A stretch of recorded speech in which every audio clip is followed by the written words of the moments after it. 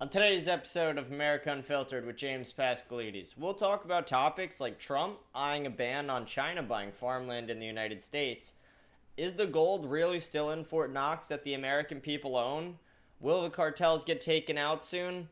Why are liberals so delusional? And we'll show you guys the plane crash that happened in Toronto as well. All that and much more coming up on today's episode of America Unfiltered with James Pascalides, starting now. The moment is here. This is our moment. America, we are back, baby. Welcome to another episode of America Unfiltered with James Pascalides. This is episode 26. I already talked to you guys about my topics a little today. I want to dive right on into them with you. First, I want to talk about Donald Trump eyeing a ban for China on buying U.S. farmland. So, this was actually brought to my attention about 2 years ago. I'm a big listener of the Joe Rogan podcast, and on the Joe Rogan podcast, one of his guests, Dr. Phil, very famous TV host, commentator as well. Dr. Phil brought to Joe Rogan's attention the fact that Chinese nationals are buying U.S. farmland, and they're not just buying a lot of it, they're buying it strategically around our military bases. So a lot of this farmland is purchased right near critical air bases, land bases that we have in the United States.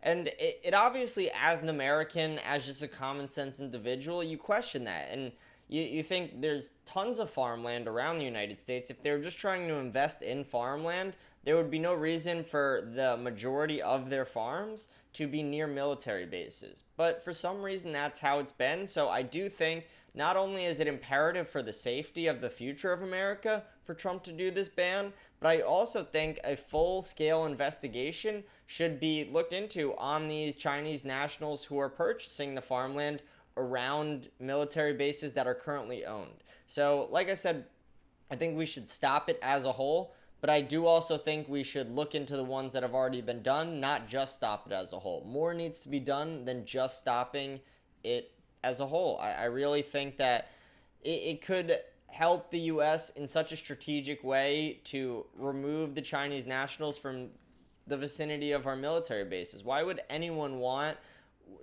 someone who they're not great with in the world to be right near all their military bases? I don't think it's a strategic play for the U.S. to keep them there at all, and I think Donald Trump will be smart enough to get them out of there.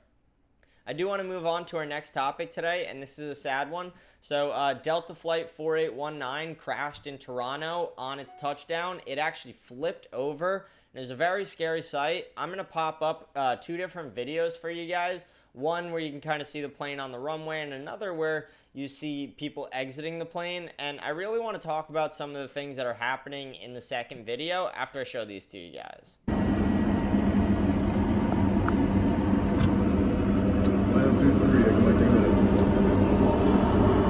Oh fuck!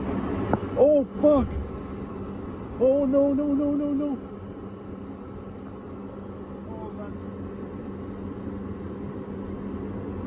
Tower, you're seeing this airplane just crash into you. Oh my god! Oh my god! Well, hold here. Come on, take that out. Everything, drop it. Come on. Don't take your video. Put that phone away. No.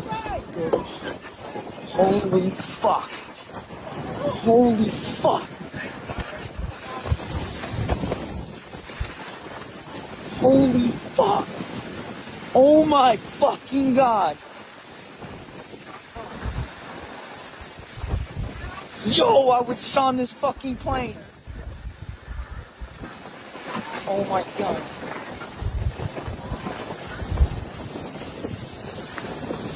Yo, I was just on this fucking plane. Holy fuck. I want to take a second, pray for the safety of all the passengers. I pray that they're all safe, made it home safe. They're going to keep giving us updates in the days to come on what really happened here, but it's a really scary sight to see when a plane flips over on its landing.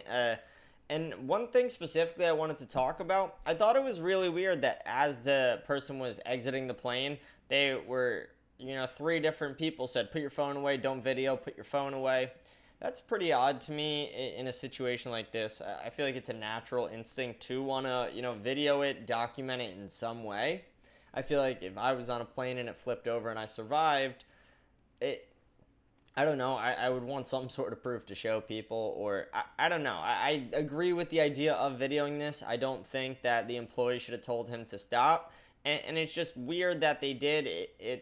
I'm guessing that they're instructed to do that in these situations for liability reasons, but I hope that more information keeps coming out on this and we can figure out what's been going on, because there has been a lot of problems with our airfield. We did talk about that helicopter that flew right into the plane and just various different things that have been happening. There was a plane crash in Philadelphia as well. A lot of different things happening around that the American people deserve answers to. I do want to move on to our next topic a little bit. I want to talk about something that Donald Trump is doing with the cartels. So Donald Trump talked about how he named the cartels terrorist organizations. The CIA, I don't know if this information was supposed to be released or not. I'm guessing it was, because it's been spreading all over X and Facebook, so maybe it was a whistleblower. But as of now, nothing like that has been claimed. I think they have just released this information. But the CIA has been doing operations where they've been using drones that nobody could see from the ground, just above the cloud drones that are tracking and looking at all the Mexican cartels, finding out their schedules, finding out their leaders, their locations, different things like that.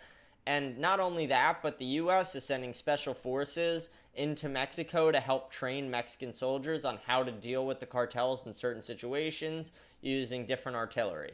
So I think that we are gearing up for, I wouldn't say a war, but we are gearing up for some sort of I would say conflict with the cartels. I do think that the U.S. is smart enough to not put just U.S. troops on the ground, maybe special forces troops in the middle of the night to take out top leaders. But at the same time, I could see the U.S. doing a drone strike, missile strike, something extremely targeted where they wouldn't be hitting any civilians, but a cartel compound maybe. So I really do love the idea of the U.S. getting involved with taking the cartels out. I've expressed this before. I think the cartels are some of the worst people in the world. I'm very glad Donald Trump named them as a terrorist organization, and removing them from Mexico and from the world would not only make it safer for both, but it would give the Mexican government a huge break from the corruption they've been dealing with, where the cartels essentially run the Mexican government. So as more information comes out on that, I'll be sure to keep you guys updated. We don't have too much on that now, so I'm going to move on to our next topic. I want to talk about the gold in Fort Knox. So Elon Musk currently is talking a lot on X with the Department of Government Efficiency about the gold in Fort Knox. It's estimated to be $425 billion. It's owned by the American people, the American taxpayer, but there isn't really any proof that it's there. I personally do believe it's there. I as little trust as I have in a lot of our government, I'd like to believe that they didn't waste all of that. I do want to pop this video up for you guys as well, where they're talking about it a little, and you guys can kind of see what they're talking about, and we can pick it apart after. Well, I've been trying to go down and see the gold, make sure it's all there for about 10 years. During the first Trump administration, I got permission. You have to get permission all the way up to the Secretary of Treasury. And then the Secretary of Treasury said, well, I want to go down there too. And then he said, I want to go down there when the eclipse is coming through Kentucky too, so I can see the eclipse and the gold at the same time. But they came when I wasn't there. So I tried for 10 years. I set up the appointment. And then because they wanted to see the eclipse, they changed the appointment. I didn't get to go down. But the Secretary of Treasury and the Senior Senator from Kentucky did go down and attest that they believe they saw the gold down there. So what do you think the problem is? I think some of them may not think it needs to be audited all the time, but I think the more sunlight, the better, more transparency, the better. Yeah. And also it brings attention to the fact that gold still has value, and implicitly, not explicitly, but implicitly, gold still gives value to the dollar. Yeah. That's why we don't get rid of it. We've got it. The IMF has it. The World Bank has it. Most of the central banks around the world have gold, and it's an implicit trust that the dollar still has some backing. Not going to talk about this topic for too long because, like I said, there's not much we know about it, and as we find more information, I would love to keep you guys updated on it. I do think the gold is still there. Him saying that there were a couple people that did a test that the gold was there, Again, it doesn't mean it's set in stone that it is, but I'd like to believe that as bad as our government is with spending, that they didn't waste the $425 billion worth of the American people's gold. Again, that's just my wishful thinking, but I do really hope that the Department of Government Efficiency does do a full audit of this. I think he hit the nail on the head the best when he said just transparency is the best, and it's what the American people need. There has been a lack of transparency with our government over, I don't know, I mean, it's really been a long time, but specifically in a post-COVID world, just a lack of transparency with our government is only leading to just more and more conflict. So I really hope, like I said, that they can do that audit and that the gold is there. I do want to go on to our next topic, and this is a scary one as well, but an ICE van was set on fire in Philadelphia, not Florida. It was a minivan being operated by ICE, and I'm going to play the video for you guys of this vehicle on fire.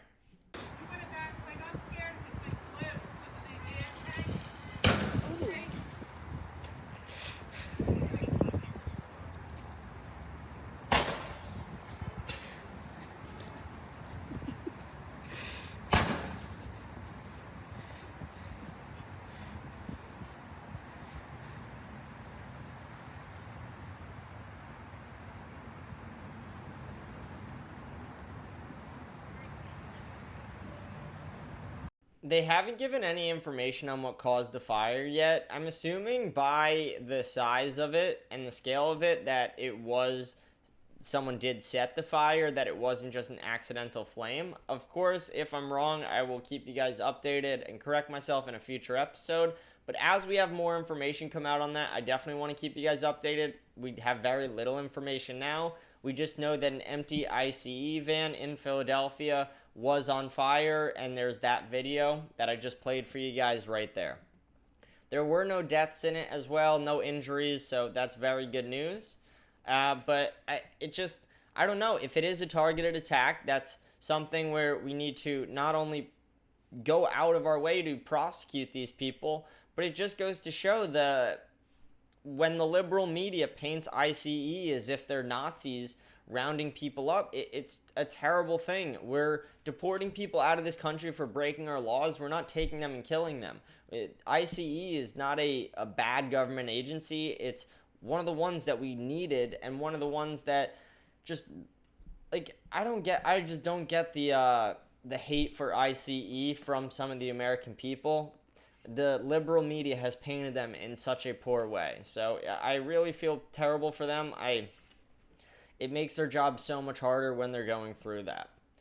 I do want to go on to our next topic today. We only have a few more topics, but I want to show you guys this video of Senator John Kennedy and him talking about where liberals have gone wrong, why just your average American sees them as very delusional. So I'm going to pop that video up for you guys really quick right here.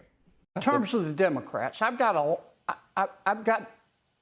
lot of friends who are Democrats, and they haven't asked me for advice, but if I did, I'd tell them, look, you just got to try harder not to suck. I mean, think about it. Over the past 4 years, the Democrats mismanaged Congress, they mismanaged COVID, they mismanaged the economy, they mismanaged inflation, they mismanaged the national debt, they mismanaged Afghanistan. More recently, in their opposition to President Trump and Mr. Musk, the Democrats have chosen to support the bureaucrats and the spending porn over the American taxpayer, just like they support illegal immigration over the rule of law, just like they support transgender athletes over women's sports, just like they support Hamas terrorists over Israel. All Democrats are not like this, but the party is controlled right now by people who majored in online activism with a minor in puberty blockers. I know these people. They think men can breastfeed. They're triggered by race. They cry if you use the wrong pronoun. And most fair-minded Americans look at this and they go, these people are about 10 exits past normal. And that's what's killing the Democrats right now, in my opinion. You know, a lot of people I know who align themselves with the liberal party, they they tend to feel this very way that, yeah, while they do have strong liberal values, they don't really agree with everything on the conservative side. They don't fall into the category of what the Democratic and liberal movement has become. The Democratic and liberal movement has become a party that, again, supports crime, supports drug use, supports homelessness. They continuously fund BS. They waste our taxpayer dollars, and it's extremely woke, and it's focused on this woke ideology that just promotes things that your average person just isn't really thinking about on their day-to-day and doesn't want to have to deal with. And I don't know. Like I said, I think he hit the nail right on the head. I think they are 10 exits past normal, and if the Democratic and Liberal Party really wants to correct themselves, they really have to start thinking about, do we really want to, like, it's great to be accepting, but at a point when you're just accepting people who are breaking the law, what are you accepting? You're just trying to accept everyone at that point. If you're trying to accept everybody, you're going to corrupt yourselves and turn yourselves into a third world party. It's very delusional what the liberals are doing. It's one of the reasons I continuously speak about it and even started the show is just all the nonsense happening in our nation and the need to address it. I really hate all the nonsense going on. And it almost brings us to our next topic. It's a video, but I want to play it where it talks about just breaking the law, illegal immigration. It's a video from our White House, and I think it's a great video. It made me feel really patriotic when I saw it. I'm Kristi Noem, the United States Secretary of Homeland Security. Thank you, President Donald J. Trump, for securing our border and putting America first. Let me deliver a message from President Trump to the world. If you are considering entering America illegally, don't even think about it. Let me be clear. If you come to our country and you break our laws, we will hunt you down. Criminals are not welcome in the United States. For too long, weak leadership has left our borders wide open, flooding our communities with drugs, human trafficking, and violent criminals. Well, those days are over. Under President Trump, we are defending American families and restoring their safety. If you try to enter illegally, you will be caught, you will be removed, and you will never return. Follow the law, and you'll find opportunity. If you break it, you'll find consequences. Strong borders mean a stronger America. President Trump is making America safe again. Bless America and God bless Donald Trump. I'm so glad we have a president who cares about the American taxpayer, wants to make this country safe, isn't putting illegals first, and just doing all the corrupt things that the Biden-Harris regime was pushing on us. I'm so happy that Donald Trump got elected. I think he will save this nation from the decline that we have been seeing in a post-COVID world. And for our last topic, it's not really a topic, but I just want to urge all my listeners to tune in tonight. Trump, Elon are doing an interview with Hannity at 9 p.m. tonight. I urge all my listeners to tune in. It's going to be on True Social. It's going to be on X, YouTube TV. It'll be on all the major news networks as well. So 9 p.m. tonight, Eastern Time. I urge all my listeners to go watch after this episode tonight at 7. I am signing off for today. God bless you guys. God bless America. I hope you guys have a blessed day today. Thank you.